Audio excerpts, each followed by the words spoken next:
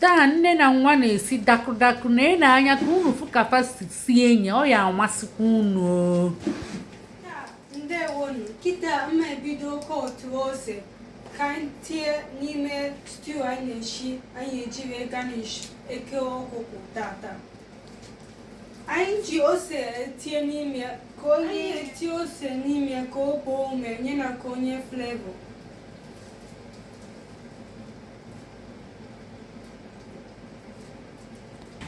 Mma erekonetezi tomato ahụ eji ga awụnyezie ka ọkụkọ ahụ wee sekozie ya wee dị mma.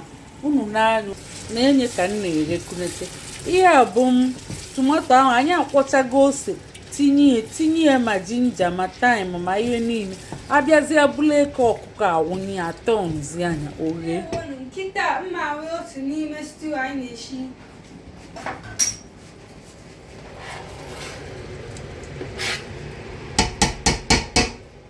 Anyị wee chọọ ose tụgharị anya anyị etinyezi eke ọkụkọ.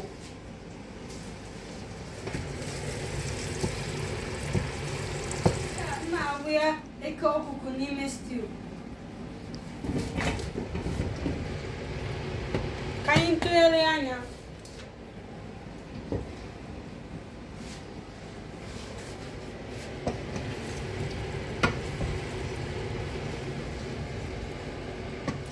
Anyị etie nnu nye na magi n'ime gizzard anyị na-eme eke ọkụkọ. Ọ maka na itiechi gizzard ya test ya na-afụ obere, so anyị na-etie nnu nye na magi ka test ya dị mma ọzọ.